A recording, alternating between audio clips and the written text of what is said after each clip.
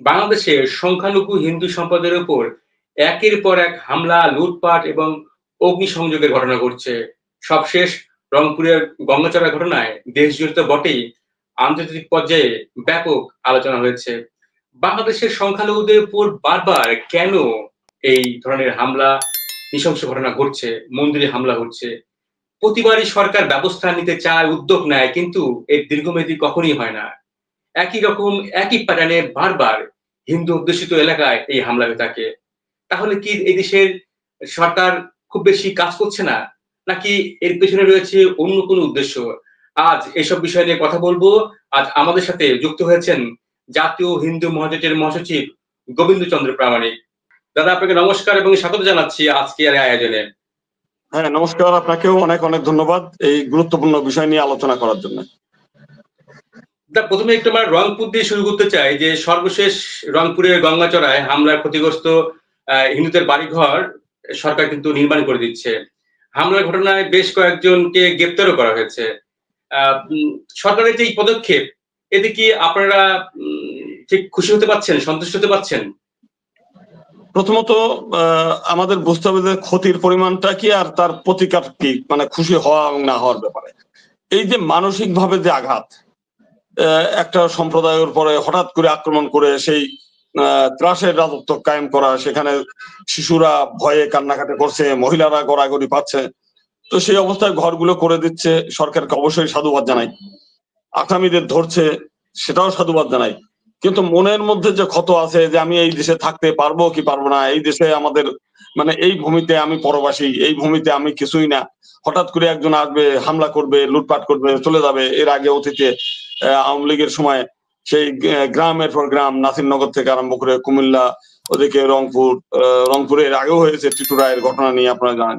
তো সারা বাংলাদেশে যে ঘটনাগুলো ঘটছে, এতে হয় কি যে মানুষের যে মানসিক অবস্থাটা, মানে এই ভূমিতে, নিজ ভূমিতে, পবিত্র ভূমিতে, জন্মভূমিতে বসবাস করার যে ইচ্ছাটা, সেই ইচ্ছাটা ধীরে ধীরে মরে যায়। মরার ফলে তখন মনে হয় কি যে ঘর আপাতত করে দিচ্ছে, ভালো লাগতেছে অনেকেরই, কিন্তু বাস্তবতা হচ্ছে যদি আপনার স্থায়ী সিকিউরিটি না থাকে, এই ভূমি আপনার নিজের মনে না হয়, কারণ এইখানে হিন্দুরা এখনো মনে করতে পারতেছে না যে এই ভূমিটা আমার। আজকে মুসলিমরা বাইরের থেকে কিন্তু এই ভূমিতে আসছে, ইসলাম ধর্মটা, তারা ধর্মীয় ভাবে তারা এসে বরং এমন একটা মনোভাব দেখাচ্ছে যে আমরা এই ভূমিতে কিছু না, তোমরা হচ্ছে উদ্বাস্তু, তোমাদেরকে আমরা সিকিউরিটি দিয়ে রাখবো। মানে প্রত্যেকে, যতগুলো রাজনৈতিক দল আছে, প্রত্যেকে তারা আমাদেরকে ভিকটিম বানিয়ে, ওই যে বাড়িতে যেমন মুরগি পোষে না, যে সকালবেলা উঠে দুটে মানে চাইলের খোঁজ ছিটিয়ে দিলাম, ওই মানে মুরগি সেইগুলো খেয়ে দিয়ে ওই ঘরের মধ্যে আরামসে ঘুমাচ্ছে, বাড়িওয়ালার যখন মনে হলো গলার মধ্যে ছুরি দিয়ে জবাই করে খাবে সেইটা। মানে আমাদের হিন্দু সমাজের অবস্থা সেই অবস্থা। আজকে যেখানে আমার সিকিউরিটিটা অন্যের দয়ার উপরে, আজকে যদি সেইটা না হলো, আমাদের যদি একজন দুইজন উপদেষ্টা সংখ্যানুপাতে যে কয়জন উপদেষ্টা নিয়োগ করছে 30-32 জন সব মিলে, সেখানে যদি আমরা 8% হই, তাহলে 100 জন নিয়োগ করলে 8 জন, মানে এখন হচ্ছে এখানে কমপক্ষে 3 জন 3.5 জন আমরা নিতে, আমাদের প্রতিনিধি থাকতে পারতো, আমাদের সমস্ত সংস্কার কমিটিতে আমাদের থাকতে পারতো। তখন হয় কি, যখনই আপনি একটা বটবৃক্ষে বট গাছ হবেন, তখন সাধারণ পশু পাখি, মানে পথযাত্রী সব কিন্তু ওই গাছতলায় আশ্রয় নেয়। এখন আপনি হিন্দু সমাজের কোন নেতা তৈরি করতে চান না, রাষ্ট্র হিন্দুদেরকে মানে একেবারেই শুধু অবহেলা বললে না, ইচ্ছাকৃত ভাবে দূরে সরে রাখা, যাতে এরা কোনোদিনও নিজের পায়ে না দাঁড়াতে পারে। সে আওয়ামী লীগও তাই করেছে, বিএনপিরাও তাই করছে, এমনকি বর্তমান সরকারকে আমরা মনে করছিলাম যে এরা, প্রথম দিকে তো আমার একটা ধারণা ছিল ইউনূসের মতো একজন নোবেল বিজয়ী মানুষ সারা বিশ্বে ঘুরে বেড়ায়, তারা তো বোঝে যে মাইনরিটির জ্বালাটা কি। কারণ আজকে বাংলাদেশে তারা সংখ্যাগুরু, লন্ডনে তো তারা সংখ্যাগুরু না, আমেরিকায় তো তারা সংখ্যাগুরু না, তো সেখানে তারা এই জিনিসগুলো বোঝে এবং ওয়ার্ল্ডের সারা পৃথিবীতে মাইনরিটিদের যে প্রতিনিধিত্ব নিশ্চিত করার কথা বলছে, তো সেই জিনিসগুলো তো তাদের ধারণা মাথার মধ্যে আছে। কিন্তু আমরা দেখলাম ওই যে একটা রোগ, বিদ্বেষ, সেটা যতই শিক্ষিত হোক, যতই মানে আধুনিক হোক, ওই মনের মধ্যে যে সংখ্যালঘু মানে হিন্দু বিদ্বেষ, মানে ওই যে মুশরিক কাফের, এই বিদ্বেষটা তাদের রক্তের মধ্যে রয়ে গেছে। উচ্চ শিক্ষিত হলেই হয় না, আর ওই সমাজের উচ্চ মহলে ঘুরে বেড়াইলেই এদের মন মানসিকতা চেঞ্জ হয়েছে, এটা না। দাদা, আপনি বলছিলেন যে সরকারের রন্ধ্রে রন্ধ্রে মৌলবাদী শক্তি উত্থান ঘটেছে, প্রশাসন বা পুলিশ কোনো কারাই কেউ সংখ্যালঘুদের নিরাপত্তা দিতে পারছে না। আবার আপনি যে এখন যে আলোচনা করলেন যে সরকারের অন্তর্বর্তী সরকারের মধ্যে এক সংখ্যালঘুদের কোনো প্রতিনিধিত্ব নেই, কোনো উপদেষ্টা নেই, কিন্তু ধরেন উপদেষ্টা তো অনেক বড় জায়গার, মন্ত্রী পদমন্ত্রী দেয়। আপনি ধরেন প্রশাসনে যদি সচিব কেউ নেই, গ্রেড 1 কর্মকর্তা কেউ নেই, তার মানে একটি খুব নীরব ভাবে হিন্দুদেরকে প্রশাসন থেকে সরিয়ে দেওয়া হচ্ছে। পাশাপাশি তো আপনি বললেন নিজের আপনার উপদেশের মধ্যে কেউ হিন্দু নেই। তাহলে যে এই যে হিন্দুদের অবস্থা, তাহলে এই সমাধানটা আসলে কি হবে? এইভাবে চলবে না সমাধানের কোনো পথ আছে আসলে? না না, সমাধানের ব্যাপারে যে বিষয়টা, এখানে অন্যের দোষারোপ করার চাইতে আগে নিজের দোষারোপটা আমরা করি। আমরা যে এই ভূমি একেবারে লক্ষ বছর, যদি এই বাংলা ভূমি, বাংলার এই ভূমিটা যদি সমুদ্র পৃষ্ঠ থেকে লক্ষ বছর আগে জেগে ওঠে, আমরা কিন্তু সেই দিন থেকেই এইখানে। আমাদের যে ধর্ম, এই ধর্ম কিন্তু আরব থেকেও আমদানি করে না, ভারত থেকেও আমদানি করে না। কালী পূজা বাংলার সংস্কৃতি, দুর্গা পূজা বাংলার, মনসা মঙ্গল বাংলার, সমস্ত কিছু আমরা আমাদের বিয়ের অনুষ্ঠান এখানে বাঙালি সংস্কৃতি, বাংলা অঞ্চলের যে এটা। তো এখন এই ভূমিতে আমাদের শাস্ত্র বলছে দুষ্টের দমন সৃষ্টির পালন, সবসময় দুষ্টদের বিরুদ্ধে সংগ্রাম করতে হয়। কিন্তু আমরা কিন্তু হাজার বছর ধরে এই যে দুষ্টের বিরুদ্ধে যে সংগ্রাম, এইটা আমরা ছেড়ে দিয়েছি। আজকে এত বড় একটা সংস্কার কমিটি হলো, বাংলাদেশে 2.5 কোটির উপরে হিন্দু, শুনি যে শত শত হিন্দু সংগঠন। কোন একটা সংগঠন একদিন একটা স্মারকলিপি দেওয়ার জন্যও কিন্তু প্রধান উপদেষ্টা বরাবর যায় নাই যে আমাদের এই দফার দাবিগুলো দিতে হবে।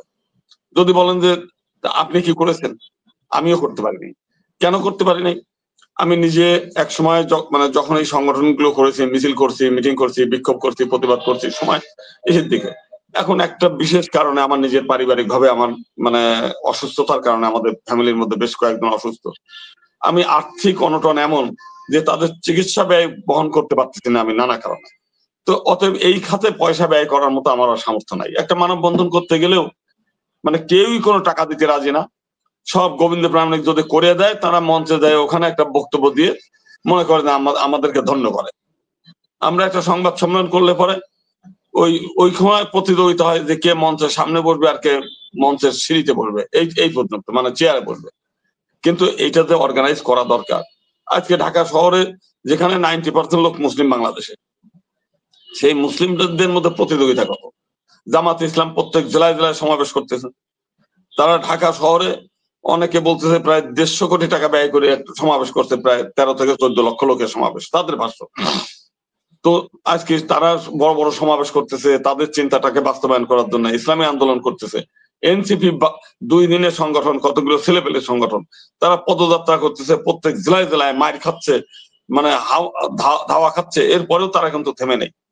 তো সেই অনুপাতে আমাদের হিন্দু সমাজের কাজটা করি। তারা যে এই ভূমিতে আমরা বাঁচতে চাই, এইখানে আমরা নিরাপত্তা চাই, এইখানে আমাদের প্রতিনিধিত্ব চাই, আমরা এমপি হতে চাই, মন্ত্রী হতে চাই, ঘরে ঘরে নেতা, প্রতিদিন একটা করে সংগঠন তৈরি হচ্ছে, কিন্তু কর্মসূচি কই, কাজ কই, একজন লোকের মধ্যে নাই। এক গ্রুপ আছে, ধরেন সকালবেলা যাবে মন্দিরে, সারাদিন নাম সংকীর্তন করে দুপুরে প্রসাদ খেয়ে চলে আসতেছে, এতেই আনন্দ তাদের, সব কৃষ্ণের কৃপায়, কৃষ্ণের ইসে চলতেছে।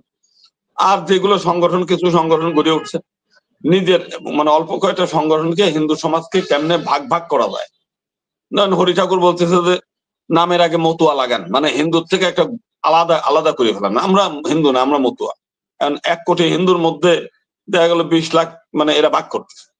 এখন এক সময় হিন্দুরা নমস্কার বলতো, ওনারা সেই এইটাও চেঞ্জ করতে, আমরা জয় হরি বল বলেন, মানে হিন্দুদেরকে বিভক্ত করার জন্য একগুলো। অনুকূল ঠাকুর বলতেছে না আমরা জয় হরি বল না, আমরা জয় গুরু করেন, নমস্কার না, ধুতিটা অন্যভাবে করেন। আবার এইখানে রামকৃষ্ণ মিশনে দেয় বলেন এটা সব দাদা, এদের মধ্যে ওই এইটা নেই, আমিষও খাবে নিরামিষও খাবে, গল্প গুজবের মধ্যে। ইস্কনে যান, হরে কৃষ্ণ বলেন, নমস্কার টমস্কার বাদ। মানে তাদের এক একজন এই হিন্দু সমাজটাকে খণ্ড বিখণ্ড করার জন্য এক মানে প্রত্যেকটি গ্রুপ, প্রত্যেকটি ধর্মীয় গোষ্ঠী হলে লাগিয়ে আছে। কেউ তুলসীর মালা গলায় দিবে তো একজন হচ্ছে আতার মালা গলায় দেন, মানে কেউ যদি সাদা তিলক দেয় একজন হচ্ছে কালো তিলক দেয়, মানে এদেরকে নিজস্ব গ্রুপ আইডেন্টিটি মানে এই করার জন্য, হিন্দু সমাজকে ভিতর থেকে বাইরে থেকে খণ্ডিত বিখণ্ডিত করার জন্য আমাদের ধর্মীয় সংস্থাগুলো একেবারে রেডি। কোনো কেউই একজোট হইতে দেবে না। এ তো গেল হচ্ছে ধর্মীয় সংস্থাগুলা। আর ওই স্বভাব চলে আসছে আমাদের সংগঠনের মধ্যে। আপনি ফেসবুক ঘাটেন, আমি যদি একটা কথা বলি, উনার কথা কে শোনায়? উনি 5 তারিখে কি বলছেন? উনি একটা দালাল, উনি একটা চাটুকার, উনি একটা সুবিধাভোগী, উনারে বিশ্বাস করা যায় না। এখন আমি যদি বলি যে গোবিন্দ প্রামাণিকের বিশ্বাস করার দরকার নেই, আপনি নিজে নেতা হয়ে আপনি নিজের সমাজের কাজগুলো করেন, আপনি নিজের নেতৃত্ব দিয়ে আপনি এই রাখেন, তখন কিন্তু চুপচাপ। এই তো আপনার পরামর্শ, মানে এত বেশি পণ্ডিত, এত বেশি মনে হয় যে প্রত্যেকেই জ্ঞানী, মহা জ্ঞানী। আমরা তার কাছে কিছু না, তারাই একমাত্র দিগ্বিজয়ী বীর, এক একজন মহা পণ্ডিত, শাস্ত্রজ্ঞ পণ্ডিত। মানে মনে হয় যে শ্রীকৃষ্ণ বেঁচে থাকলেও শ্রীকৃষ্ণের তুচ্ছ তাচ্ছিল্য করে ফেলতো এই অবস্থায়। ফেসবুকে আমি দেখলাম যে একটা হিন্দু নাই যে সত্যিকার কাজ করে সমাজকে এগিয়ে নিয়ে যাওয়া, দাবি দেওয়া, অধিকার আদায় করার ব্যাপারে। কিন্তু আজকে না, গত 1000 বছর ধরে একই অবস্থা। সেই সম্রাট আকবর আসছে, তার কাছে মেয়ে বিয়ে দিয়ে নিজে একটা সেনাপতি হইতে। ওই ভগবান দাস তার কারো বোন বিয়ে দেয়, কারো মেয়ে বিয়ে দেয় জায়গা রক্ষা করার জন্য। এই গত 1000 বছর ধরেই চলতেছে চাটুকারিতা। এই গত 2 দিন আসছে আমার কাছে, দাদা তাহলে আমরা জামাতে যোগদান করি। আমি বলছি, কি জন্য জামাতে কেন যোগদান করতে যাবেন? বললো যে আমাদের তো সিকিউরিটি দরকার, এইসব দরকার। তার মানে হচ্ছে যে অন্যের দয়ায় জীবনটা কোনো মতো বাঁচাতে চায়। অথচ এই 2.5 কোটি যদি জনগণ একজোট হয়, আমরা তো চেষ্টা করতেছিলাম, কোনো বুদ্ধি নাই, কোনো কলা কৌশল জানে না 1000 বছর ধরে। আজকে ইসরায়েলে টোটাল মানে ইসরায়েলের মানে ইহুদির সংখ্যা সর্বোচ্চ হলো 60 থেকে 70 লাখ। তার অন্তত 3 গুণ বেশি হিন্দু হলে বাংলাদেশে আমরা। এই মানে এদের এই 1 ডজনের বেশি ভগবান আছে, এই ভগবান গুলো হিন্দুদের রক্ষা করতে পারলো না। যখন 47 সালে দেশ ভাগ হয়েছে, যার ভগবান এক একটা পালায় চলে গেছে ইন্ডিয়াতে। আর এই ভগবানের যারা শিষ্যরা আছে, এরা তো সেই ভগবানের নিয়ে হয়ে আছে। এখন এইটা বললো আপনি সমালোচনা করেন, আপনি অমক করেন। এখন বিষয়টা হচ্ছে যে আজকে এত বড় একটা সংস্কার কমিটি চলে গেল, দীর্ঘ সময় ধরে নির্বাচন সংস্কার হলো, সংবিধান সংস্কার হলো। আগামী নির্বাচনে আপনি ভোট দিতে যাবেন কারে? কাকে ভোট দিতে যাবেন?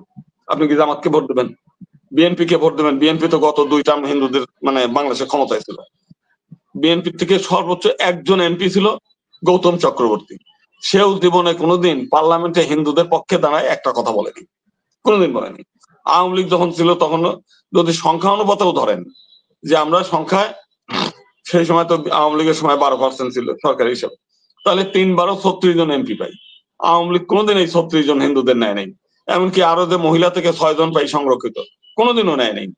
তো সেখানে যা নেছে তার সংখ্যাও প্রায় 10-12 জন আসছে, মানে 3 ভাগের 1 ভাগ। এই 3 ভাগের 1 ভাগ যে এমপি গুলো গেছে, এইগুলো কোনোদিন, আমি যে দিনাজপুরের কান্তদের মন্দিরের কথা বলি, ওখানে গোপাল শীল ছিল, এই কান্তদের মন্দিরের সে ওই এলাকার এমপি। এরপরে ওখানে 250 একর মানে জমি হচ্ছে বেদখল, মুসলিমদের দখলে। তারা কোনোদিন এই জমিটা উদ্ধার করতে পারে নাই, করার চেষ্টাও করে নাই। বরং ওই মন্দিরের জায়গায় একটা মসজিদ বানায় দিচ্ছে ভোটের কারণে। এই হলো বিষয়টা। হিন্দুরা যে কয়েকজন এমপি হয় চাটুকারিতা হয়, তামতামি করে। তো এখন আপনার বর্তমানে যেহেতু আওয়ামী লীগ নাই, তাহলে হিন্দুরা ভোট দিবে কারে? জামাতকে ভোট দিবে। লাভ আছে জামাতকে ভোট দিয়ে? জামাতের থেকে কি সংখ্যা অনুপাতে 36 জন এমপি হিন্দুরা পাবে? একজনও পাবে না। বিএনপির থেকে যদি দেয় সর্বোচ্চ হচ্ছে 4-5 জন, সেইগুলো তো এমন হিন্দু। এই যে আমাদের রেলওয়ে, আজকে অবশ্য আমাদের ওখানে যেতে হবে, রেলওয়ের একটা জায়গায় অস্থায়ী ভাবে একটা মন্দির বানাইছিল এখানকার কিছু হিন্দুরা, তো সেইটাই ভেঙে দিল রাতের অন্ধকারে। আমার বক্তব্য ছিল যে রেলওয়ের জায়গায় অবৈধ উচ্ছেদ করে দিতে পারে, কোনো আপত্তি নেই, আমরা সেটা দাবি করতেও পারি না, কারণ জায়গাটা রেলের। কিন্তু পাশে মসজিদ রয়ে গেল, 4-5টা মসজিদ রয়ে গেল, 2টা মাদ্রাসা রয়ে গেল ওই রেলওয়ের অবৈধ জায়গায়। তো সেটা না ভেঙে শুধু মন্দির ভাঙা কেন? দ্বিতীয়ত, আচ্ছা তারপরেও মন্দির ভাঙতে পারতো, হুজুররা ওইখানকার মুসল্লিরা এসে মিছিল করতেছে, সরকার এসে ভেঙে দিচ্ছে। তার মানে মুসল্লিদের কথা মতো চলবে হচ্ছে এই ভাঙচুর।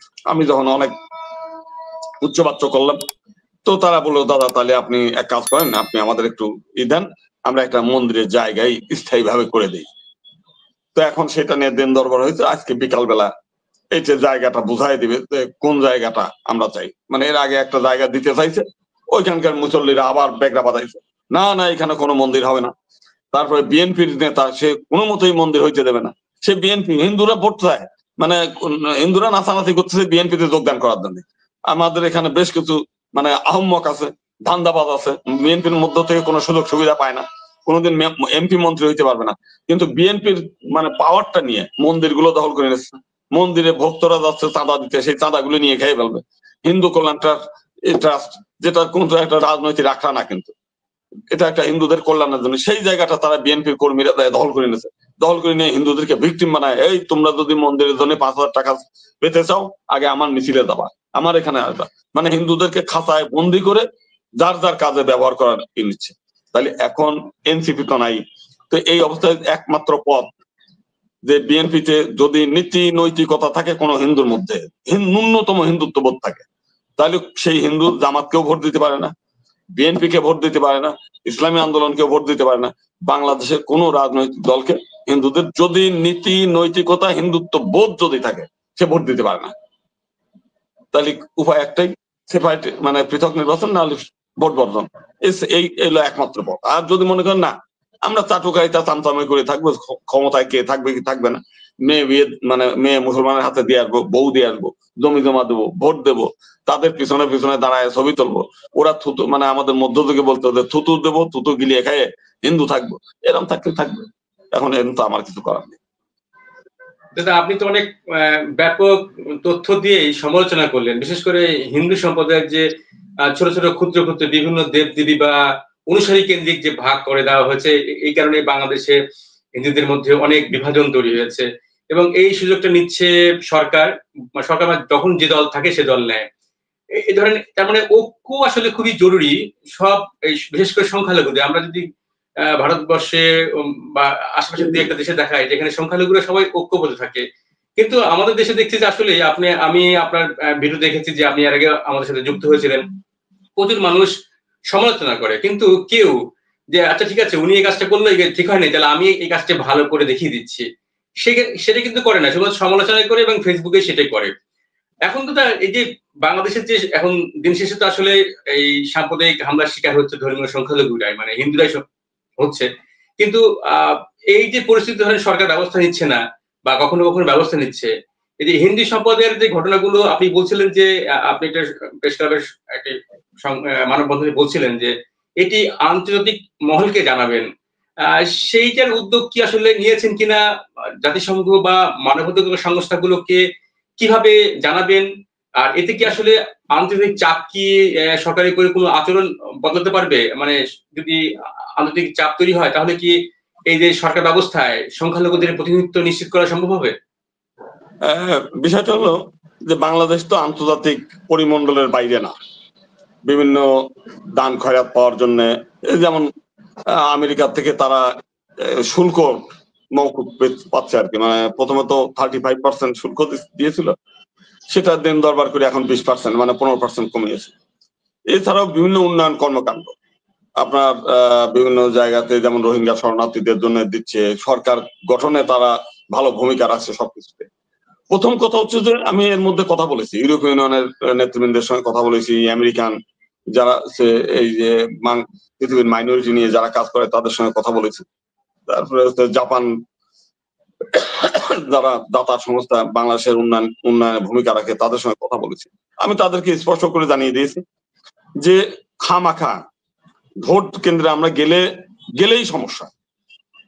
আপনার 1991 সালের কথা আপনার মনে আছে কিনা, 2001 সালের কথা মনে থাকার কথা, শুধু ভোলার চর ফ্যাশন নামে একটা জায়গা, আপনি উইকিপিডিয়াতে সার্চ দিলেও পাবেন যে 2001 সালে নির্বাচন পরবর্তী সংখ্যালঘু নির্যাতন। জি, তখন আমরা গণমাধ্যমে কাজ করতাম। জি, মনে আছে। জি, প্লিজ দাদা বলুন। 2001 সালে ভোলার চর ফ্যাশন একটা উপজেলায় 200 জন হিন্দু মহিলা ধর্ষিত হয়েছে। তার ছোট বাচ্চাটার বয়স হলো 6 বছর, আর হচ্ছে তার বৃদ্ধ, তার বয়স 70 বছর। এর ভিতর 14 বছরের একটা মেয়ের উপরে একসঙ্গে 10-12 জন যুবক ঝাঁপিয়ে পড়েছে। মেয়ের মা করজোরে বলছে, বাবারা আমার মেয়েটা ছোট, তোমরা একসঙ্গে ঝাঁপায় পড়ে না, মেয়েটা মরেই যাবে। মানে কতটা করুণ হলে একটা মা তার মেয়েকে দস্যুদের হাতে ছোপে দিয়ে শুধু প্রাণ ভিক্ষাটা চায়। আপনার পাবনার পূর্ণিমার কথা বলছেন আপনি? জি, পাবনার পূর্ণিমার কথা বলছি না, পাবনার পূর্ণিমা তো নির্বাচনী এজেন্ট হইতে গেছে। এর চাইতে করুণ কথা হলে বলায়। সারা বাংলাদেশে 18,000 হিন্দু মহিলা ধর্ষিত, 18,000। পূর্ণিমার ঘটনা একটা প্রচার হচ্ছে। দেখেন, এই পূর্ণিমার ঘটনা প্রচার করে আওয়ামী লীগ সারা পৃথিবীর থেকে সুযোগ নিয়েছে, অথচ পূর্ণিমার জন্য কিন্তু কিচ্ছু করে দেয়নি। একটা সরকারি চাকরিটাও করে দিয়ে দেয়নি, সে কিন্তু ভেউ ভেউ করে বেড়াইছে। মানে প্রত্যেকেই এদেরকে বল হিসেবে, মানে গোল করার কাজে ব্যবহার করতে চায় হিন্দুদেরকে সামনে। প্রত্যেকে, আমরা যেটা বলতে চাই যে আমার দাবিটা তো আমাকে অগ্রণী হতে হবে। আপনার আমেরিকা, ইউরোপীয় ইউনিয়ন, ওদের কথা বাংলাদেশ মানতেও পারে, নাও পারে, কিন্তু হিন্দুদের স্বভাবটা কি? এই যে আমরা ততবার করে বলতেছি যে আপনারা কোন দলে যাওয়ার দরকার নেই, আপনারা নিরপেক্ষ থাকেন, তাহলেও অন্তত দর কষাকষি আপনি করতে পারবেন। কিন্তু হিন্দুরা তো তা না। হিন্দুরা তো দর কষাকষি না গিয়ে ওইখানে বিজন আছে একটা একেবারে হিন্দুত্ব বিরোধী মানুষ, ধর্ম বিরোধী মানুষ, সে যে খিলগার কথা যেটা বলছিলাম, খিলগায় গিয়ে চিৎকার করে বলতেছে তাদের বিরুদ্ধে, আপনারা এখানে মানে অবৈধ নির্মাণ করলেন কেন, এখানে কেন আপনি প্রতিমা রাখলেন? মানে জায়গাটা রেলের, কিন্তু ভাবখানা এমন মনে হচ্ছে যে এটা হচ্ছে বিজন কান্তির রেলে জমি দখল করে বসে গেছি আমরা। হিন্দুরাই হিন্দুদেরকে ধমকাচ্ছে। এই হলো অবস্থা। মানে এগুলোর নামে হিন্দু, বাস্তবে হলো এক একটা হিন্দু শত্রু। এবং এই শত্রুগুলো, তাদের কাছে এখন কিন্তু কৃষ্ণ কোনো আরাধ্য না, তাদের কাছে ভগবান হলো তারেক রহমান, তাদের কাছে ভগবান হলো মানে দুর্গা হলো খালেদা জিয়া। এই হলো বিএনপির হিন্দু নেতাদের। আর আওয়ামী হিন্দু নেতাদের তো শেখ মুজিব বলে স্বয়ং কৃষ্ণের অবতার, শেখ হাসিনা মা দুর্গা না মা লক্ষ্মী। এইগুলো মানে এই যে হিন্দুদের যে চাটুকারী মানসিকতা, চামচামি মানসিকতা, এর থেকে বের না হইলে আপনি জাতিসংঘই কি করবে, আর মানে ভারতই কি করবে, কিচ্ছু করার নাই যদি আমি নিজে বাঁচতে না চাই। একটা কথা বললাম না, দেখেন বাংলাদেশে 17 কোটি লোক মুসলিম হয়েছে। এই মুসলিমদের মধ্যে কেউ কিন্তু নিজেকে আল্লাহ দাবি করে না, কেউ নবী দাবি করে না। মুসলিমরা তাদেরকে নবী হিসেবে মানেও না, তাদেরকে কেউ আল্লাহ হিসেবে মানেও না। কিন্তু বাংলাদেশের 2 কোটি হিন্দু, তার মধ্যে ভগবান আছে 14 জন একেবারে। কেউ পূর্ণ ব্রহ্ম, কেউ আংশিক ব্রহ্ম, কেউ পুরুষোত্তম। অনুকূল ঠাকুর পুরুষোত্তম, মানে পুরুষোত্তম শ্রীকৃষ্ণের চেয়েও বড়। হরি ঠাকুর হচ্ছে পূর্ণ ব্রহ্ম, মানে আংশিকও না। মানে এখন এইগুলো বললেও তো আর ইসে না। এইটা নিয়ে দ্বন্দ্ব সংঘাত, এইটা নিয়ে করতেছে। আপনার ধরুন রংপুরে হামলা হলো, আমরা একটা মানববন্ধন করছি, আর একটা লোক এখনো পর্যন্ত কিছু করে নাই। হয়তো আজকে শুক্রবার আছে, ছুটির দিন, যাই বাজার টাজার করে যাওয়ার সময় একটু ওইখানে যাই, একটু দাঁড়ায় একটু বক্তৃতাবাদী করলাম, চলে আসলাম। মানে এই যে বেকারি টাইপের মানে গা ছাড়া ভাব, এটা তো একটা সমাজ বাঁচতে পারে না। একটা সমাজ বাঁচার জন্য যে ধরনের ডেডিকেটেড হওয়া দরকার, তার কিছু একটা আছে। মধ্যযুগের আমি একটা কাহিনী দেখছিলাম যে সেই সময় মুসলিমরা ভারতবর্ষ বারবার আক্রমণ করতেছে, তো হিন্দুদের তো কোনো সামরিক মানে বাহিনী নাই। রাজারা হলো তাস খেলছে, গান বাজনা করছে, নর্তকী নিয়ে নাচ গান করছে, কারণ এদের তো টেনশন নাই, খাইছে দাইছে, গাল গল্প করে গোপাল ভাঁড়ের গল্প শুনছে, হই হুল্লা করছে, আনন্দ উৎসব করছে, মরে গেছে। তো তখন মুসলিমরা একের পর এক আক্রমণ করছে, মানে সেই সুলতান মাহমুদ, আপনারা অনেকে সুলতান বললেন, মূলত সে তো ডাকাত, লুট করতো আর কি। ভারতবর্ষে আছে শুধু সোমনাথ মন্দির 17 বার লুট করছে।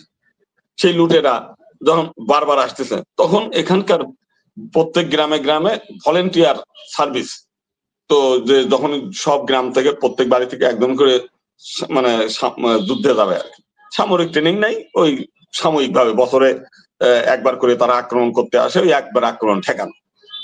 তো সেইখানে একজন মহিলার কাহিনী হচ্ছে এইভাবে যে এক মহিলা, তার স্বামী মারা গেছে, তার 4টে ছেলে নিয়ে, 3টা ছেলে নিয়ে হচ্ছে সে বৃদ্ধ মহিলা থাকে। তো তার বড় ছেলেকে কপালে তিলক দিয়ে যুদ্ধে পাঠালো। তো 2 দিন পরে শোনা গেল যে যুদ্ধে ওই মহিলার ছেলেটা মারা গেছে। মারা গেলে পরে উনি তাড়াতাড়ি করে এসে দ্বিতীয় ছেলের কপালের লাল টিকা দিয়ে বললো যে বাবা বিজয়ী হও, যুদ্ধে যাও। এই ভূমি, যে ভূমি আমাদের আশ্রয় দিয়েছে, যে ভূমিতে আমরা থাকি খাই, সেই ভূমি যদি পরাধীন হয়ে যায়, তাহলে এই পৃথিবীতে আমি বাঁচতে পারবো না। নারীর লাঞ্ছনা হবে, ভূমি মাতার লাঞ্ছনা হবে, এইখান থেকে আমরা বাঁচতে পারবো না। অতএব এই মাতৃভূমিকে তুমি রক্ষা করো। 5-6 দিন পরে শোনা গেল যে তার দ্বিতীয় ছেলেও যুদ্ধে মারা গেছে। সেইবার যখন সে মারা গেল, এই সংবাদ আসার পরে সে তৃতীয় ছেলেকে ডেকে নিয়ে এসে তার কপালে রাজ তিলক দিয়ে, মানে বিজয় তিলক দিয়ে বলছে যাও তুমি যুদ্ধে যাও। তখন গ্রামবাসীরা এসে খুব করজোরে বলছে মা তুমি এই কাজটা করে না, তোমার তো আর কেউই নাই, তোমার স্বামী নাই, 3টা ছেলে 2টা ছেলে যুদ্ধে মারা গেল, এই মাত্র লাস্ট ছেলে, এই ছেলেকে আর পাঠানোর দরকার নেই, আমরা গ্রামের থেকে বহু ছেলে পেলে আছে, আমরা যুদ্ধে যাচ্ছি, আপনার একমাত্র অবলম্বন এইটা। সে বলছে না, মানে যেহেতু আমার এই দেশ পরাধীন হয়ে যাচ্ছে, আমি পরাধীন হয়ে যাচ্ছি, আমার জাতি পরাধীন হয়ে যাচ্ছে, অতএব এই অবস্থায় আমি আমার সন্তান নিয়ে ঘরে সুখে থাকতে পারি না। সে সবার কথা অমান্য করে যুদ্ধে পাঠালো, একদিনের মাথায় শোনা গেল তার ছোট ছেলেও যুদ্ধে মারা গেছে। এইটা শোনার পর যখন সংবাদ আসলো, তো ওই মহিলা হাউমাউ করে কান্নাকাটি করতেছে।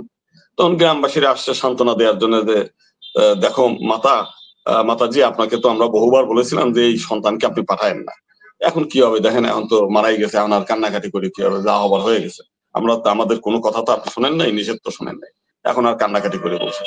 উনি বললেন যে আমি তো আমার ছেলের শোকে কান্নাকাটি করতেছি না, আমি কাঁদতেছি আমার চতুর্থ পুত্র নাই কেন, যে আজকে জাতির জীবনে দুর্দিন, দেশ পরাধীনের দিকে এগিয়ে আসছে, লক্ষ লক্ষ নারী ধর্ষিত হবে, সমস্ত বাড়ি ঘরে লুটপাট হবে, অগ্নিসংযোগ হবে, আমার সংস্কৃতি আমার ধর্ম ধ্বংস হয়ে যাবে, অথচ আমি বেঁচে আছি, আমি এই এই শত্রুকে প্রতিহত করার মতো আমার কোনো শক্তি নাই, আমার নিজের একটা ছেলে নাই কেন, যে আজকে থাকলে যুদ্ধে যেত।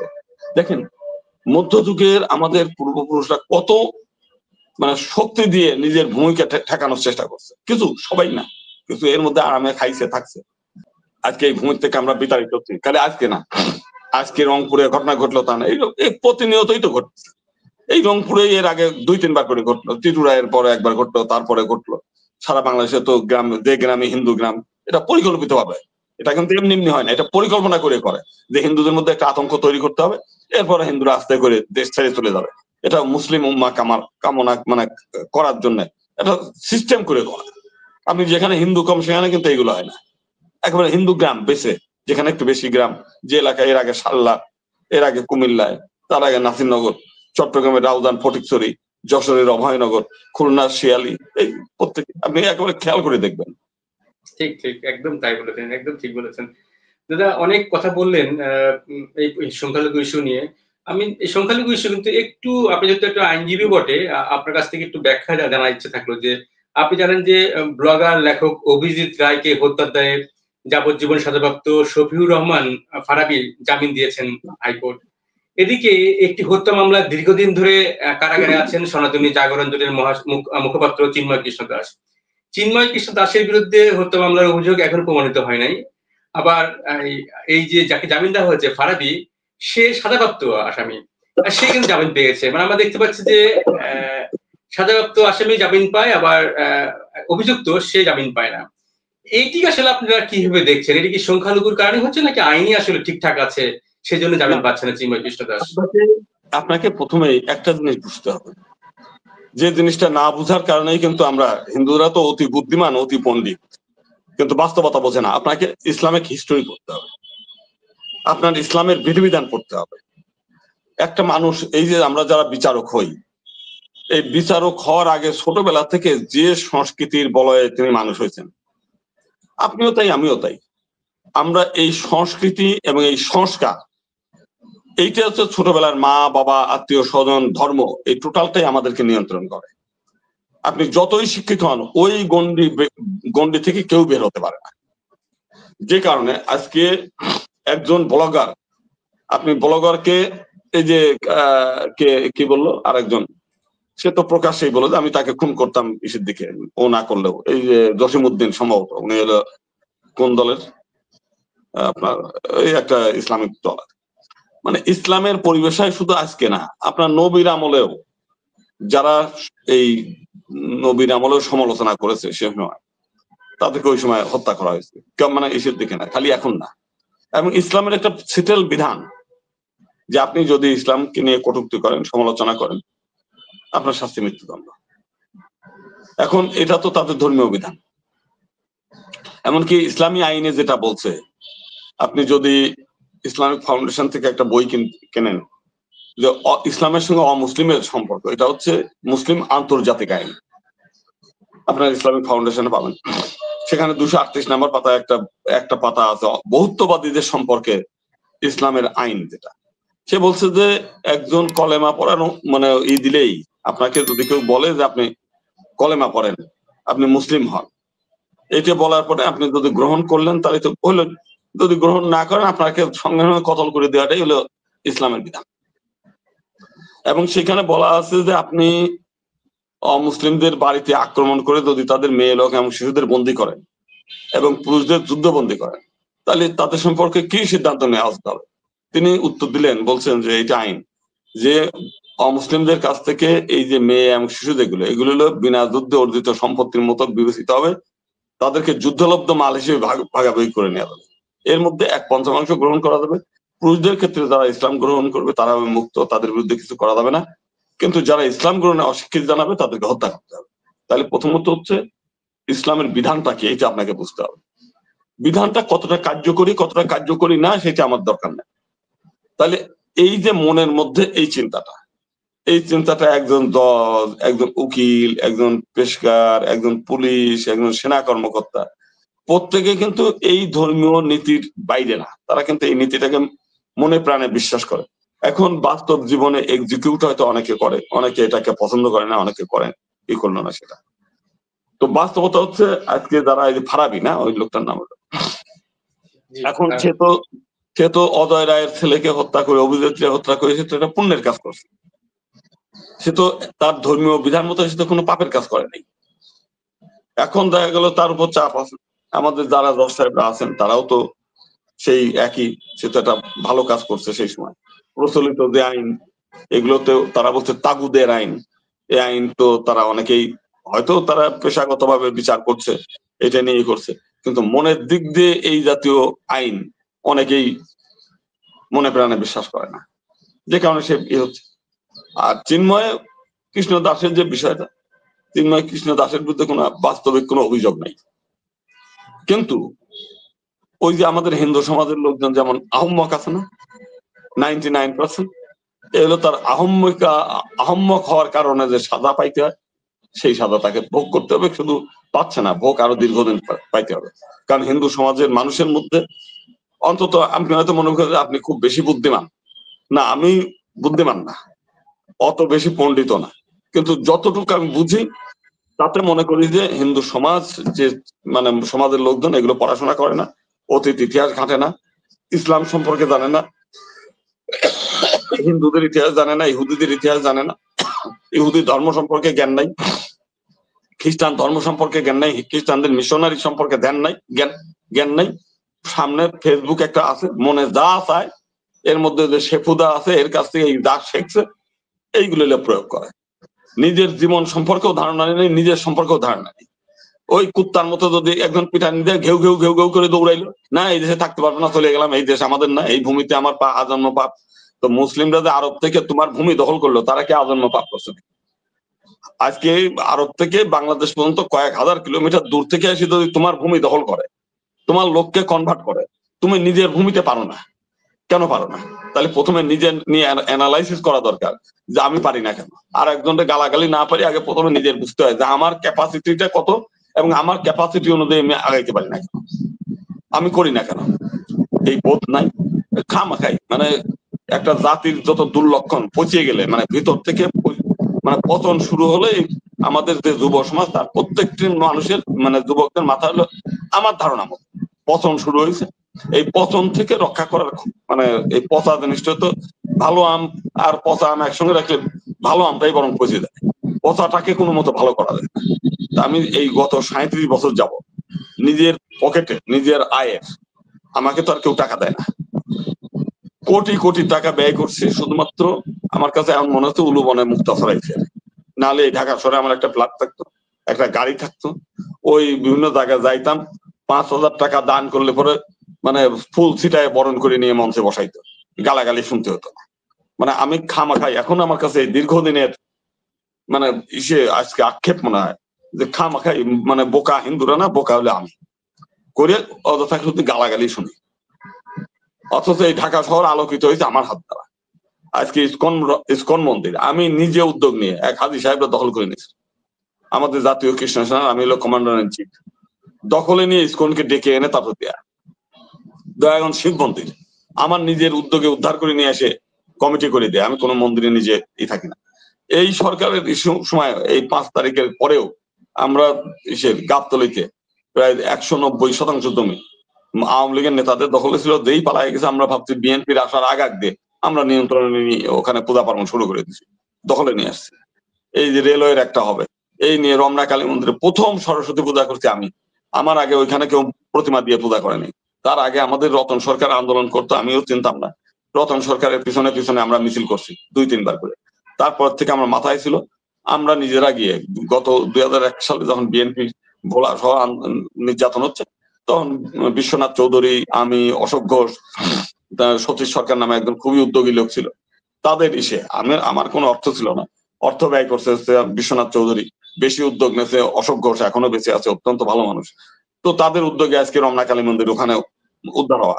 এখন যে মন্দিরটা হয়েছে সেটার টাকাটা সুষমা স্বরাজকে আমি বলে তারপর টাকাটা নিয়ে আসা, আজকে সবকিছু হয়েছে। অথচ দেখেন ওইখানে দখল করে আছে বিএনপির কর্মীরা, ওই এমনকি অশোক ঘোষ ওইখানে যাইতে পারে না, যার উদ্যোগে মামলা মোকদ্দমা পরিচালনা হয়েছে সবকিছু। তো সেই কারণে একটা জাতির মধ্যে যদি দুর্লক্ষণ, খারাপ লক্ষণ যুক্ত লোকের সংখ্যা বেশি হয়, তো সেই জাতি বাঁচবে কি করে বলবো? দাদা, আপনি অনেক দিন ধরেই কাজ করছেন, বিশেষ করে হিন্দু সম্পদের জন্য। স্বাভাবিক কারণে যারা কাজ করে তারা নানান ভাবে সমালোচনার মুখে পড়ে, এরই স্বাভাবিক। আর সব সময় সব আসলে রেজাল্ট দেখা যায় না। আশা করি আপনার কাজ নিশ্চয়ই এই হিন্দু সম্প্রদায় মূল্যায়ন করবে, কারণ সবসময় সব মূল্যায়ন একসাথে হয় না। আপনি অনেক সময় দিয়েছেন দাদা, আগামীতে নিশ্চয়ই আপনার কাছ থেকে আরো কিছু শুনবো, আপনি আমাদের সময় দিবেন, সেই অনুরোধ থাকবে আপনার প্রতি। আর এতক্ষণ আমাদেরকে সময় দিয়েছেন এই জন্য দাদা আপনাকে নমস্কার এবং কৃতজ্ঞতা জানাচ্ছি। আগামীতে আপনার সাথে কথা হবে, যদি শেষ কিছু বলতে চান আমাদের উদ্দেশ্যে। না, শেষ ওইটাই, আমরা একটা জিনিস বুঝি যে এখনো পর্যন্ত আমরা এখান থেকে ফুরিয়ে দেয় নাই।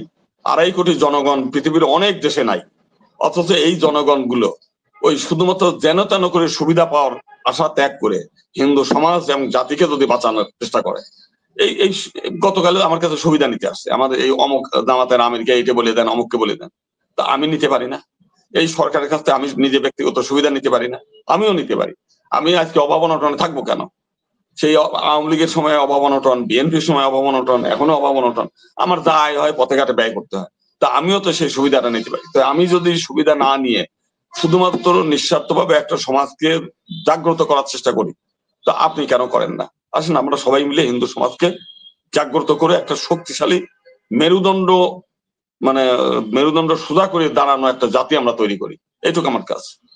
এই কাজটুকু সবাই মিলে ঝাঁপায় পড়ে, তাহলে হিন্দু সমাজ বাঁচবে। নাহলে কোথাও রেহাই নেই। এখান থেকে পশ্চিম বাংলায় যাবেন, সেখানে গিয়েও রেহাই নেই। অতএব এই মাতৃভূমিতে জননী জন্মভূমিষ্ঠ স্বর্গাদপি গড়ে হচ্ছে, এটা দয় শ্রীরাম ধ্বনি আমরা দেই, কিন্তু রামচন্দ্রের এই বাণীটাকে আমরা বাস্তবে প্রতিফলন করাতে চাই। ধন্যবাদ। ধন্যবাদ দাদা, অনেক ধন্যবাদ। নমস্কার দাদা। দর্শক, জাতীয় হিন্দু মহাজোটের মহাসচিব গোবিন্দচন্দ্র প্রামাণিকের বক্তব্য শুনলেন। বাংলাদেশের সংখ্যালঘু হিন্দু সম্প্রদায় আজ নিজেদের অস্তিত্ব রক্ষার লড়াই করছে। আপনি কি তাই মনে করেন? জানাতে পারেন আপনার মতামত। ভিডিওটিতে লাইক দিন এবং শেয়ার করুন, আর সম্ভব হলে আমাদের চ্যানেলটি সাবস্ক্রাইব করুন। আর এতক্ষণ আমাদের সঙ্গে থাকার জন্য ধন্যবাদ।